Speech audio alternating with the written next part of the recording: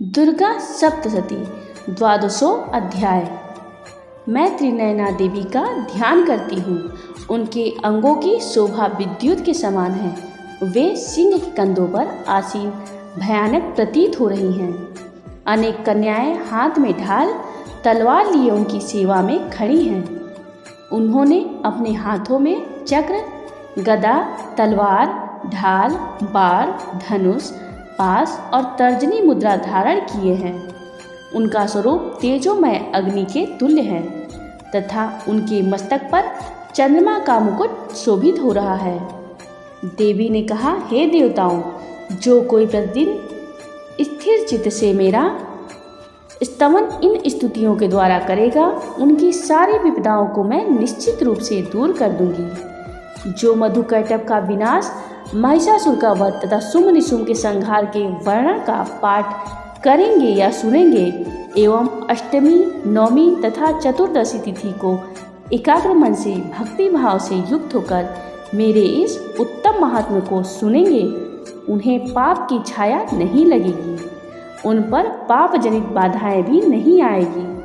उनके घर में कभी निर्धनता का राज्य नहीं रहेगा और न तो कभी उन्हें प्रियजनों का वियोग या कष्ट ही उठाना होगा।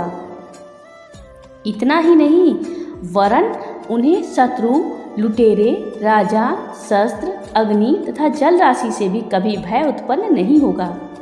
इसलिए सभी लोगों को शांत भाव से भक्तिपूर्वक मेरे इस महात्म्य का पठन पाठन और श्रवण मनन करना चाहिए। यह परम कल्याणप्रद है।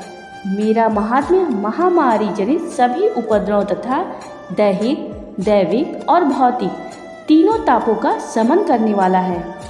मेरे जिस मंदिर में विधि पूर्वक प्रतिदिन इस पाठ का महात्म्य होता है, वहाँ मेरा सदा निवास रहता है।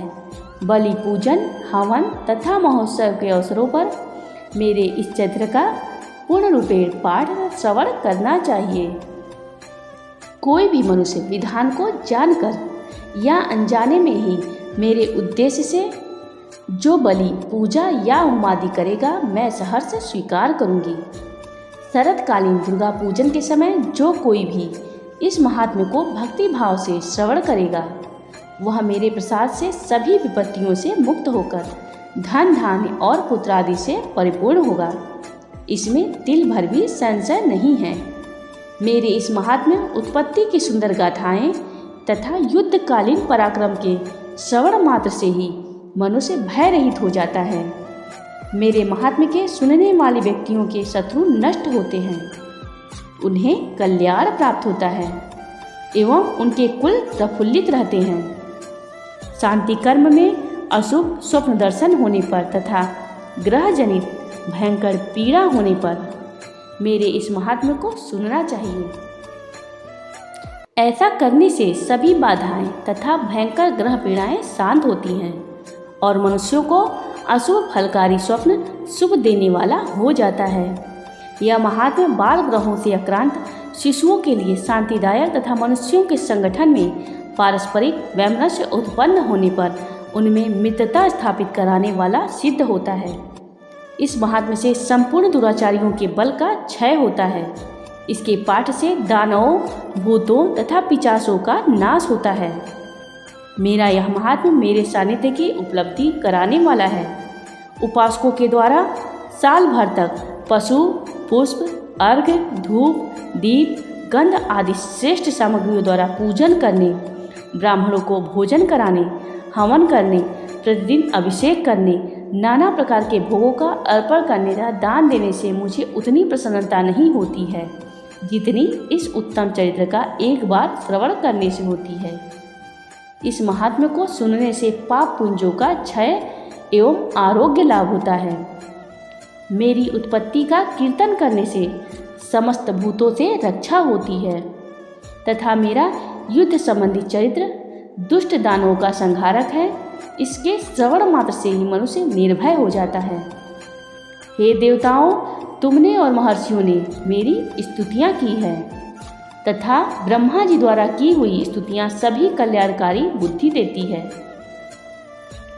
वन में सुनसान स्थल में या दावाग्नि से घिर जाने पर, जनहीन स्थान में लुटेरों के चक्कर में आ जाने पर, शत्रुओं द्वारा बंदी होने पर अथवा वन में सिंह, व्याघ्र, जंगली हस्तियों के पीछा करने पर, राजाज्ञा से संबंध या वध स्थल पर ले जाने के समय अथवा समुद्र में यात्रा करते समय, तूफान के कारण नाव डगमगाने पर, भयंकर युद्ध में शस्त्रों का आघात होने, वेदना से पीड़ित होने, इतना ही नहीं वरन समस्त भीषण बाधाओं के सामने आने पर जो कोई इस चरित्र का स्मरण करता है वह व्यक्ति संकट के पार हो जाता है। मेरे प्रभाव से सिंह आदि हिंसक जंतु नाश को प्राप्त होते हैं तथा लुटेरे एवं शत्रु भी मेरे चरित्र का स्मरण करने वाले लोगों से दूर भाग जाते हैं। ऋषि ने कहा। ऐसा कहकर सब देवों के देखते ही देखते प्रबल पराक्रम वाली भगवती चंडिका वहीं अंतर्ध्यान हो गई। तब सभी देवता शत्रु के मारे जाने से यज्ञांश का उपभोग पहले की तरह निर्भय होकर करने लगे और अपने अधिकार का उपयोग करने लगे। महाबलवान दैत्य शुंभ निशुंभ की मृत्यु के अनंतर शेष बचे कुचे दैत्य पाताल लोक को चले गए।